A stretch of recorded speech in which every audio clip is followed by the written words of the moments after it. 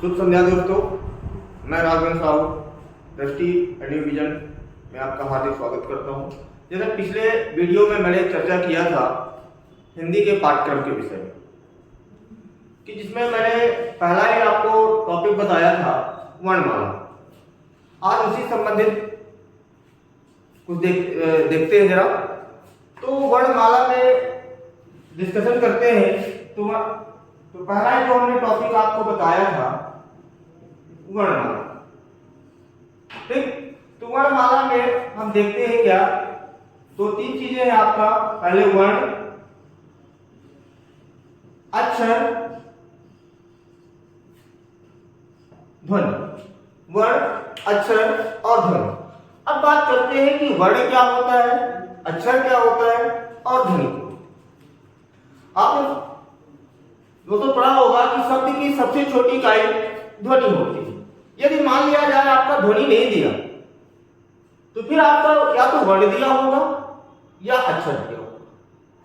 अब बात करते हैं कि आखिरकार वर्ण है क्या, अक्षर क्या है, ध्वनि क्या है।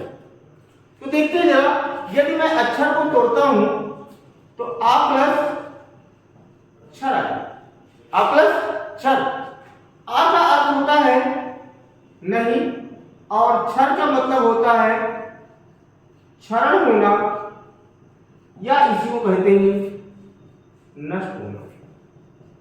यानी कि हमारी परिभाषा बन गई कि ऐसा वर्ण जो कभी नष्ट ना हो उसी को हम क्या कहते हैं, अक्षर कहते हैं। उसी को हम कहते हैं वर्ण कहते हैं और उसी को क्या कहते हैं, ध्वनि।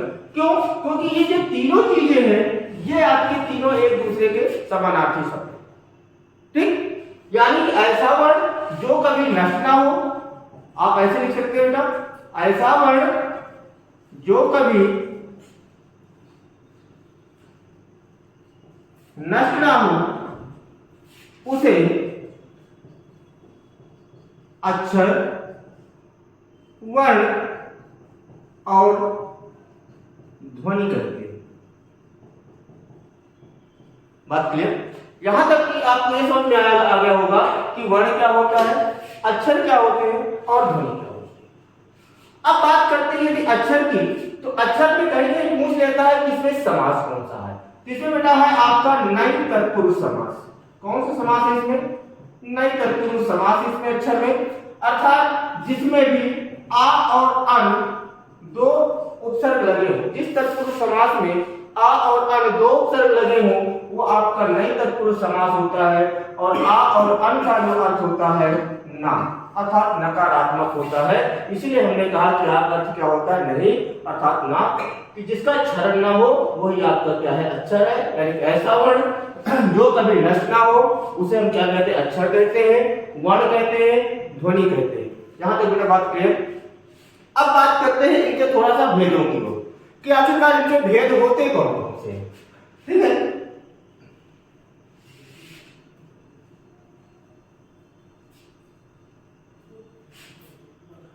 तो वर्ण या अक्षर की मैं बात करूं तो इसके मुख्य रूप से दो भेद होते हैं। यदि मैं बात करते हैं इसके भेद कितने होते हैं, इसके मुख्य रूप से दो भेद होते हैं। पहला आपका स्वर होता है और दूसरा आपका व्यंजन होता है। ठीक है, पहला आपका स्वर होता है और दूसरा क्या होता है, व्यंजन। अर्थात पूछ लिया जाए वर्ण के कितने भेद या अक्षर के कितने भेद या ध्वनि के कितने भेद, तो मुख्य रूप से कितने होंगे बेटा, दो भेद होंगे। अब इनमें से जब दो भेद हो गए अब हम इनमें से एक एक को लेके चलेंगे। इनमें से हम एक एक को लेके चलेंगे कि आखिरकार पहले हम देखते हैं कि स्वर क्या चीज है। ठीक है, तो इसमें से पहले देखते हैं कि स्वरों की संख्याओं के विषय में काफी चीजें मिलती है, तो पहले वो चीजें देख लेते हैं। तो प्रश्न ये उठता है कि आखिरकार स्वर है क्या, कहते किसे स्वर।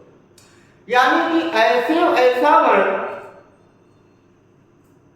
जिनका उच्चारण करते समय किसी अन्य वर्ण की सहायता ना लेनी पड़े, जो अपने आप में क्या हो, स्वतंत्र हो, जो अपने आप में स्वतंत्र हो, उसी को हम क्या कहते हैं, स्वर कहते हैं। यानी एक बार फिर से देख लेते हैं कि ऐसा वर्ण जो कभी या जिसका उच्चारण करते समय किसी अन्य वर्ण की सहायता ना लेनी पड़े या अपने आप में स्वतंत्र हो, उसको हम क्या कहते हैं, स्वर कहते हैं। बात क्लियर हो गया।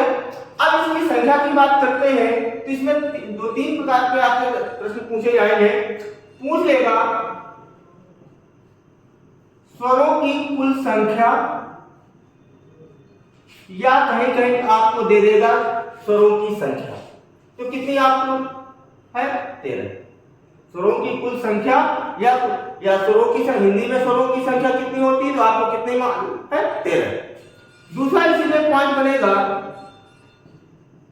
हिंदी में मूल स्वर आपके 11। हिंदी में मूल स्वर कितने हो गए 11, जिसमें से आपको अंग और आहार इन दो स्वरों को इसमें नहीं गिना जाएगा।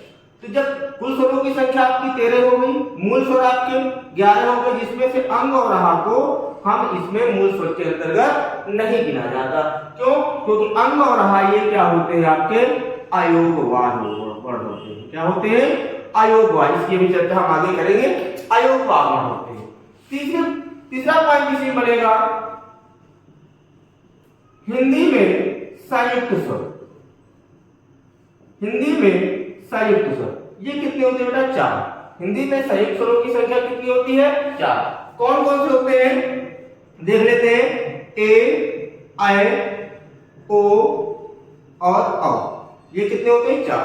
अब जब ये संयुक्त स्वर है तो अर्थात दो दो स्वरों से मिलकर बने होंगे। तो ए जो मिलकर बनता है ये आ प्लस ई से मिलकर बनेगा, ऐ पर बनेगा आ प्लस ए से मिलकर बनेगा, ओ बनेगा आ प्लस ऊ से मिलकर के बनेगा, और औ जो बनेगा आ प्लस ओ से मिलकर बनेगा। अर्थात कहने का मतलब क्या हुआ कि ये दो दो स्वरों से मिलकर के बने हैं, इसलिए इनको क्या कहते हैं संयुक्त स्वर। यहाँ तक बात क्लियर हुई। संयुक्त स्वरों की संख्या कभी पूछ लेगा तो कितनी होगी 4। हिंदी में मूल स्वर पूछेगा तो कितनी 11, या हिंदी में स्वरों की संख्या या कुल स्वर आपके पूछेगा, ठीक है, तो आपको कितने हो जाएगा 13। ठीक है, बात क्लियर। इसके बाद हिंदी में अर्ध स्वर। अर्ध स्वरों की संख्या 2 मानी गई। कौन कौन से? या और वा। हिंदी में अर्ध स्वरों की संख्या कितनी मानी गई है 2, या और वा। इसके बाद एक हिंदी के भाषाविद भी हुए हैं जिनका नाम है, मैं यहां लिखे दे रहा हूं 5वां नंबर डाल करके, डॉक्टर भोलानाथ तिवारी के अनुसार स्वर या स्वरों की संख्या। तो यह पर्टिकुलर अगर देख इसके अकॉर्डिंग तो ये भोलानाथ तिवारी के अनुसार स्वरों की संख्या कितनी होगी बेटा 10, जिसमें से इन्होंने ऋषि को स्वर नहीं माना। ऋषि को स्वर नहीं माना है। ये प्रश्न आया हुआ भी है कि डॉक्टर भोलानाथ तिवारी ने किसको स्वर नहीं माना, तो किसको स्वर नहीं माना? ऋषि को स्वर नहीं माना। इनके अनुसार अगर कभी पूछ ले स्वरों की संख्या कितनी है तो इनके अनुसार स्वरों की संख्या कितनी होगी 10। बात क्लियर हो गया। ये हमने मेन आपको यहाँ पर ये बता दिया कि इतने आपके स्वरों होते हैं। यदि बाई चांस 13 और 11 कभी पेपर में ऐसे दे देता है कि 13 और 11 दोनों ऑप्शन एक साथ दे देता है तो पहली बारी का हम 11 को देंगे। ठीक है, तो ये आपका ये यहाँ तक ये हो गया। अब इसके आगे देखते हैं कि स्वरों के और क्या है, इनके भेद कौन कौन से होते हैं, इसके बारे में डिस्कशन करते हैं।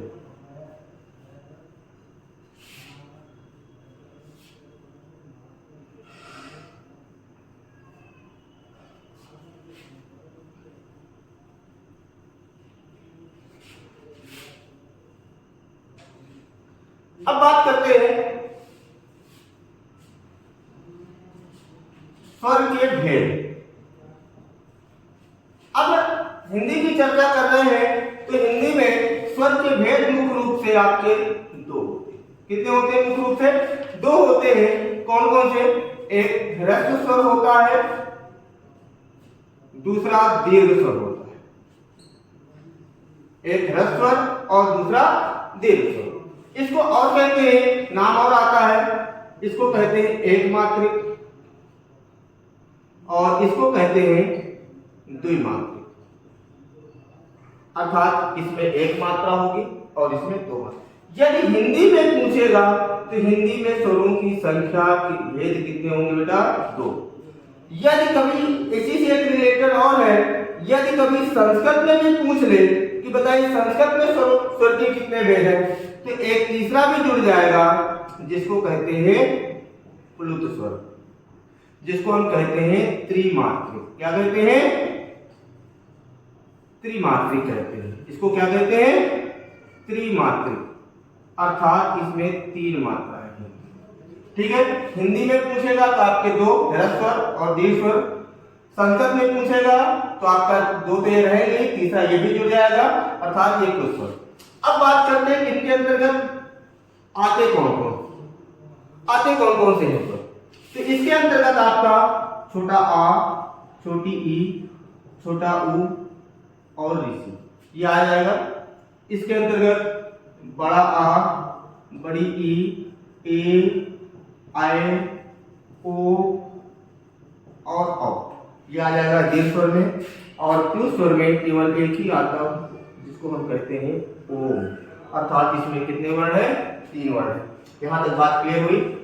अगर स्वर के भेद की चर्चा करेंगे तो स्वर के भेद हिंदी में आपके 2 हो जाएंगे, ह्रस्व स्वर आ, ई, उ और ऋषि, जिसको हम क्या कहते हैं? एक मात्रिक। दूसरा है आपका दीर्घ स्वर, जिसको हम कहते हैं द्विमात्रिक। इसके अंतर्गत आपके कितने वर्ण आ जाएंगे? ये आपका तीसरा जो हो जाता है, ये संस्कृत में हो जाता है, प्लुत स्वर जुड़ जाता है, जिसको हम क्या कहते हैं? त्रिमात्रिक। इसके अंतर्गत आपका ओम आता है। इसको नोट कर लीजिए बेटा, यहाँ पे समझ में आया या तो फिर इसका स्क्रीनशॉट ले लीजिए। अब देखते हैं इसके आगे स्वर के और भी भेद होते हैं। इतने वर्ष में काम नहीं चलने वाला है, तो और देखते हैं स्वर के भेद।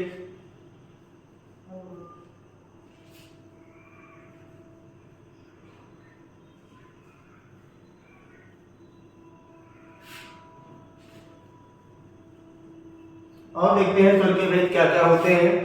अब आगे जितने भी आपके स्वर के भेद होंगे वो भोलानाथ तिवारी के अनुसार ही माने।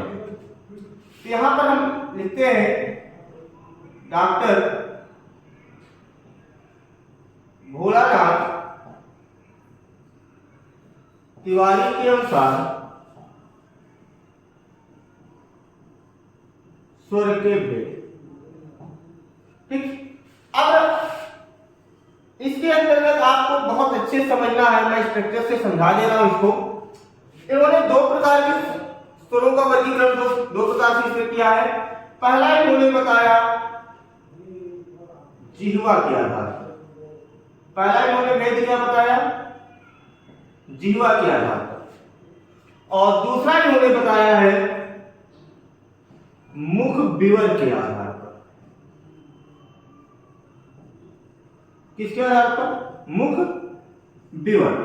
अब बात होती है विवर क्या होता है? विवर का मतलब होता है मुख का फैलाव, यानी कहां पर मुख खुलना है, कहां पे मुख नहीं खुलना है, इनका सब इसमें वर्णन होगा। तो जिह्वा के आधार पर इन्होंने जो स्वर बताए वो मुख्य रूप से 3 प्रकार के बताए। आग्र स्वर, मध्य स्वर और पश्च स्वर। अर्थात ऐसे स्वर जो जीभ के अगले हिस्से से बोले जाए उन्हें अग्र स्वर कहते हैं, जीभ के मध्य भाग से बोले जाए उनको मध्य स्वर कहते हैं, और जीभ के पिछले हिस्से से बोले जाए उनको पश्च स्वर कहते हैं। तो ये जैसे कभी पूछ लिया जाए कि बताइए जिह्वा के आधार पर स्वर के कितने भेद होते हैं, तो जिह्वा के आधार पर आपके स्वर के कितने भेद होंगे? 3। अब बात करते हैं इसमें मुख विवर के आधार पर कितने भेद हो जाते हैं। तो इसके आधार पर इन्होंने 4 भेद बताए हैं। एक इन्होंने बताया समृद्ध, दूसरा बताया आग्र समृद्ध, तीसरा इन्होंने बताया विवृत, और चौथा इन्होंने बताया अर्ध विवृत। ठीक, अब ये देखते हैं कि आखिरकार इनको समृद्ध, अर्ध समृद्ध, विवृत और अर्ध विवृत इसके अंतर्गत आते कौन कौन से वर्ड है। तो समृद्ध को हम अंग्रेजी में कह सकते हो क्लोज, अर्ध समृद्ध को हाफ क्लोज, विवृत को ओपन और अर्ध विवृत को हाफ ओपन, ये आप कर सकते हैं। अब इसी से आपका ये भी बन जाएगा। देखिए कैसे, हमने कहा समृत ऐसे वर्ण जिसमें मुख बिल्कुल भी ना खुले, ऐसे वर्ण जिसमें मुख बिल्कुल ना खुले, तो ऐसे वर्णों को हम समृत स्वर कहते हैं। तो अब आप देखिएगा कौन कौन से ऐसे स्वर हैं जिसमें मुख नहीं खुलेगा। तो आप मेरे साथ उच्चारण करिएगा, इ ई उ ऊ, इ ई उ ऊ। तो देखिए इसमें मुख नहीं खुल रहा, तो जब मुख नहीं खुल रहा तो ये आपका ई उ और उ, यानी कि आपका छोटा हुआ आ गया और बड़ा हुआ आ गया। ऐसे वर्ण आपके क्या होंगे, ये समृत स्वर हो जाएंगे। बात क्लियर? इसके बाद अर्ध समृत स्वर में क्या कहा कि हाफ क्लोज, आधा बंद रहेगा। तो जब आधा बंद रहेगा तो आधा खुला भी होगा। तो अब इसमें थोड़ा सा मुख खोलिए, ए ओ, क्या कौन कौन से वर्ण आए, ए ओ। तो इसके अंतर्गत आपको क्या जाएगा, ए और ओ। ठीक, विवृत में क्या होता है कि विवृत में आप कितना भी खोल सकते हो, जितना जितना अधिक से अधिक आप मुख खोल सकते हो आपका क्या होगा, विवृत होगा। तो बताइए सबसे ज्यादा मुख किसमें खुलेगा, बड़ा में सब ज्यादा आपका मुख खुल जाएगा। तो ये क्या हो गया, आपका विवृत हो जाएगा। अर्ध विवृत क्या होता है कि हाफ ओपन, आधा खोलो। तो जब आधा खोलोगे तो क्या हो जाएगा, आधा बंद भी होगा, वही कंडीशन आ गई। तो इसके अंतर्गत देखिए ये जो हिस्सा होगा, इधर देखिएगा मेरा, तो ये जो हिस्सा होता है, ये जो जबड़े का हिस्सा, ये पहले ऊपर जाता है फिर नीचे को आता है। आप देखिए उच्चारण करिए, आए आओ, यानी कि ये हिस्सा पहले ऊपर जाएगा फिर नीचे को आएगा, आए आओ। तो इसके अंतर्गत आपका आए आओ और आ, ये आपके वर्ण आपके किसके अंतर्गत, अर्धविवृत। यानी कि समृत ऐसे वर्ण है जिसमें मुख बिल्कुल भी नहीं खुलेगा, इसके अंतर्गत ई उ आ जाएगा। अर्ध समृत में हा, जिसमें मुख थोड़ा सा बंद रहेगा, इसके अंतर्गत ए और ओ आएगा। विवृत में पूरा खोलना मुख, जिसके अंतर्गत आपका बड़ा आएगा। और अर्ध विवृत में आए आओ और आ। ठीक है, इन्होंने क्योंकि भोलानाथ तिवारी के अनुसार है, इन्होंने ऋषि का उल्लेख नहीं किया, इसमें ऋषि के निर्माण है। अब देखिए अगर फिर इसी से इसको भी क्लियर कर लेते हैं। अग्रस्वर हमने कहा कि जीव के अगले हिस्से से जो बोले जाएंगे वो आपके अग्रस्वर। यहां पर हमने क्या लिखा, समृत में ई उ ऊ। तो अग्रस्वर में क्या करना, ई तो रहेगा ही, साथ में ए और जोड़ दो। तो इसके अंतर्गत आ जाएगा ई ए और आई। ये तो उ को हटा करके यहां पर आपको ए और आई कर लेना, केवल इतना। और मध्य स्वर में केवल आपका छोटा आएगा। मध्य स्वर में कौन सा वर्ण आएगा, छोटा आएगा। और इसके अलावा जितने भी बचेंगे वो सब क्या होंगे, पश्च स्वर आएंगे। तो पश्च स्वर के अंतर्गत आपका छोटा उ, बड़ा उ आपका आएगा, ओ आओ और बड़ा, ये आपके आ जाएंगे जिह्वा के आधार पर। तो इनके अनुसार हमने बताया स्वर आपको उन्होंने दो प्रकार से डिवाइडेशन किया स्वरों का। तो एक इन्होंने जीवा के आधार पर बताया और दूसरा आपका मुख विवर के आधार पर। विवर का मतलब कहीं कहीं आपको विवर भी मिलेगा, कहीं कहीं इसका एक नाम और भी मिलता है विवार, जिसका शाब्दिक अर्थ होता है मुख का फैलाव, यानी कि कहां पर मुख फैलेगा और कहां पे बंद होगा। तो ये आपको यहां तक आपको क्लियर हो गया होगा कि जिह्वा के आधार पर स्वर के भेद ये होते हैं और मुख विवर के आधार पर स्वर के भेद इतने होते हैं, 4 होते हैं। क्लियर? इसका स्क्रीनशॉट ले लीजिए बच्चों। मुख विवर के आधार पर स्वर कितने भेद हुए, जीवा के आधार पर स्वर के कितने भेद हुए। अब हमारा जो बचता है जिसको हम कहते हैं अनुस्वार। अनुस्वार अनुस्वार मतलब जिसमें अंग की मात्रा लगी हो, वो आपका क्या हो जाएगा, अनुस्वार होगा। यानी कि अनुस्वार कहते किसे, कि ऐसे वर्ण जिनका उच्चारण केवल नाक की सहायता से किया जाता है। यहां पर आप लिख सकते हो कि ऐसे वर्ण जिनका उच्चारण केवल नाक की सहायता से किया जाए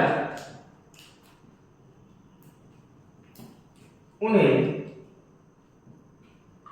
अनुस्वार कहते हैं। क्या कहते हैं? अनुस्वार। अर्थात जिस भी वर्ण में अंग की मात्रा लगी होगी वो आपका कौन सा वर्ण होगा? अनुस्वार होगा। जैसे मैंने कहा आपको अंग की मात्रा भी, अंगद, कंगन इत्यादि। इस प्रकार से बहुत से वर्ण आ जाएंगे। इसमें भी देखिए अंग की मात्रा लगी है, अंगद में भी है, कंगन में भी है। ये सब ऐसे वर्ण हैं जिनका उच्चारण केवल किसकी सहायता से करते हैं? नाक की सहायता से करते हैं। तो आपके कैसे वर्ण होंगे? ये अनुस्वार हो जाएंगे। बात क्लियर? इसके बाद दूसरा है आपका अनुनासिक। क्या इसको कहते हैं? दूसरा है आपका अनुनासिक। अनुनासिक के अंतर्गत चंद्र बिंदु होती है। यानी कि अब इसका ऐसे वर्ण जिनका उच्चारण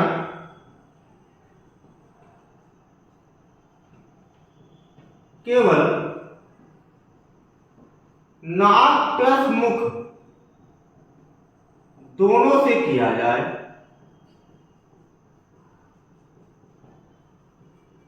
उन्हें अनुनासिक वर्ण कहते हैं। कौन से वर्ण कहते हैं? अनुनासिक वर्ण। अर्थात कहने का मतलब अनुनासिक ऐसे वर्ण होंगे जिनका उच्चारण हम नाक की सहायता से तो होगा ही, साथ साथ उसमें मुख भी फैलेगा। या ठीक है, तो जैसे मैंने कहा झांसी, आपका मुख भी फैल रहा है और चंद्रबिंदु। बांदा, इसमें भी आपका आंगन, यानी कि जिसमें भी आपका मुख भी फैले और साथ साथ नाक की भी सहायता ली जाए वो आपके कैसे वर्ण होंगे? अनुनासिक वर्ण होंगे। बात क्लियर? इसके बाद तीसरा जो आपका पॉइंट बनेगा जिसको कहते हैं विसर्ग। विसर्ग में जैसे आपको बगल में दो मात्राएं होंगी जिसको आप कहते हो। विसर्ग का प्रयोग कहां होता है? विसर्ग का प्रयोग केवल हिंदी के या यूं कह सकते हैं कि विसर्ग का प्रयोग तत्सम शब्दों में ही किया जाता है। बस इतना ध्यान दीजिएगा कि इसका प्रयोग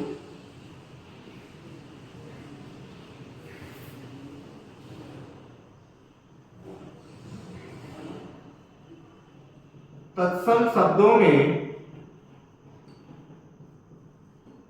किया जाता है। यानी कि इसका प्रयोग, विसर्ग का प्रयोग कहां किया जाता है? तत्सम शब्दों में किया जाता है। अब कौन कौन से ऐसे आ जाएंगे? जैसे मैंने कहा श्रोता, आता, दुख, ये सभी आपके क्या होंगे? तत्सम शब्द। बात क्लियर?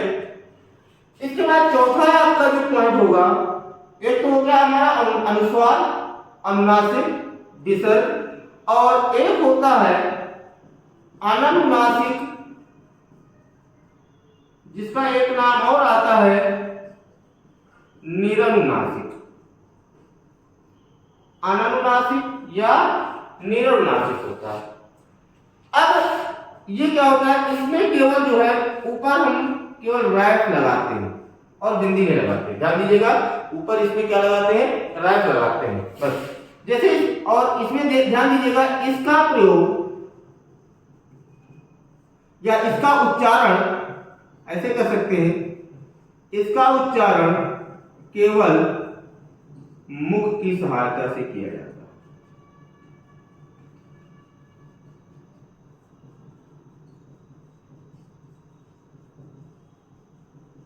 अर्थात इसका प्रयोग इसमें मुख, यानी इसमें जैसे हमने आपसे कहा कॉलेज,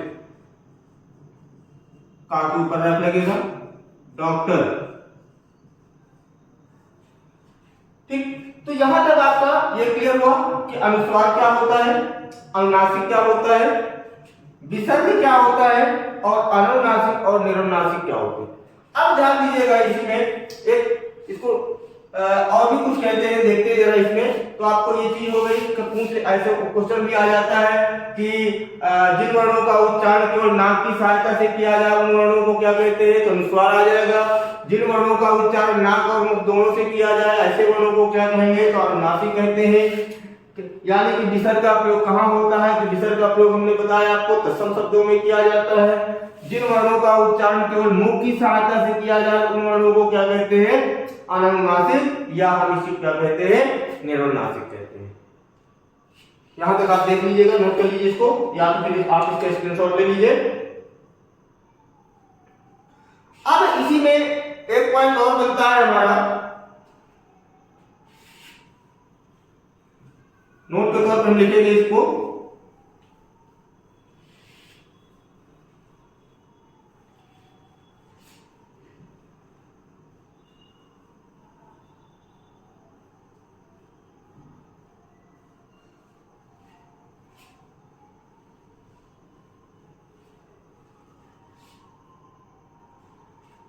नोट के तौर पर एक पॉइंट इसमें नोट करेंगे।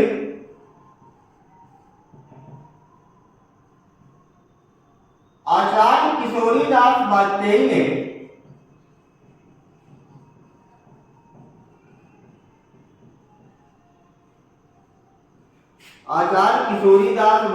ने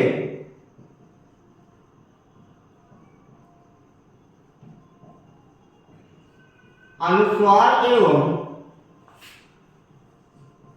विसर्ग को ना तो स्वर माना है और ना ही व्यंजन।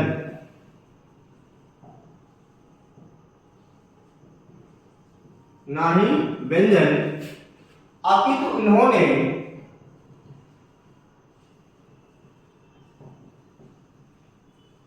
इन्हें अयोगवाह कहा है।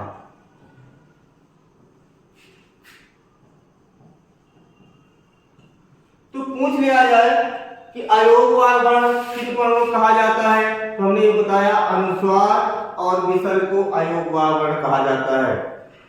तो अनुस्वार और विसर्ग को अयोगवाह कहा किसने? तो ध्यान देना, एक प्रश्न ये भी बन गया। आचार्य किशोरीदास वाजपेयी ने अनुस्वार और विसर्ग को क्या कहा है? अयोगवाह। अब अयोगवाह का मतलब क्या होता है? अयोगवाह का मतलब ये होता है कि जो योग ना होने पर भी साथ रहे, अर्थात जो योग ना होने पर भी साथ रहे, ऐसे वर्णों को हम क्या कहते हैं? अयोगवाह कहते हैं। तो यहां तक आपका बेटा स्वर का टॉपिक हुआ कि हमने आपको देखिए बताया।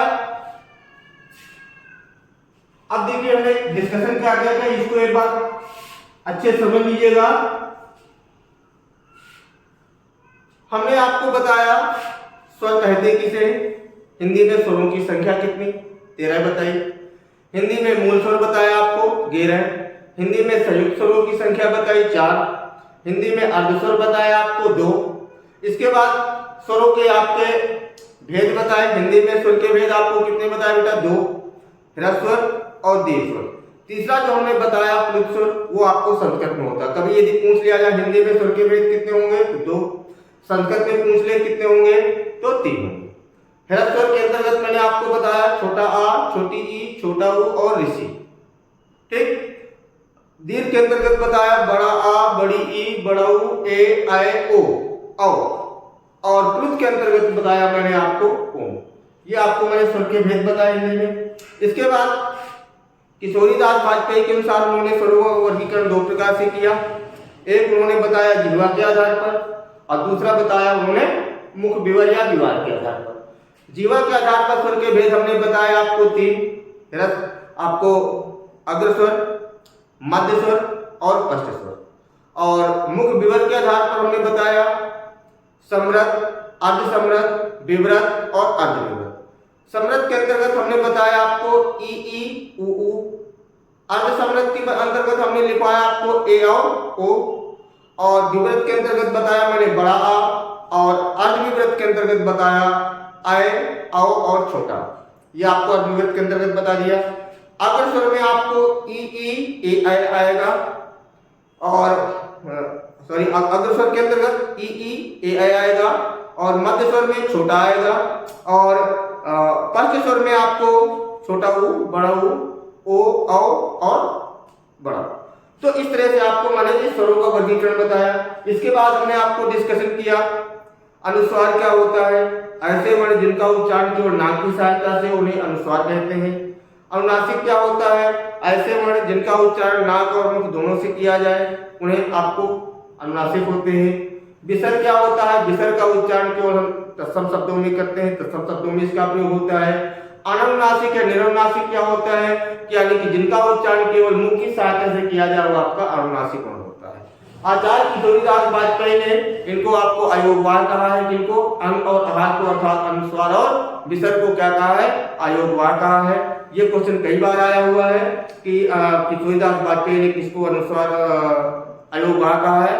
तो अनुस्वार और विसर्ग को अयोगवार कहा। या ऐसे पूछ लेता है कि बताइए 4 वर्ण दे देगा, इसमें पूछ ले कि कौन सा इसमें अयोगवार वर्ण है या कौन सा अयोगवार वर्ण नहीं है। तो यहाँ तक दोस्तों हमारा स्वर का टॉपिक हमारा क्लियर हुआ है। अगले नेक्स्ट वीडियो में हम व्यंजन के बारे में डिस्कशन करेंगे। तब तक सभी को नमस्कार।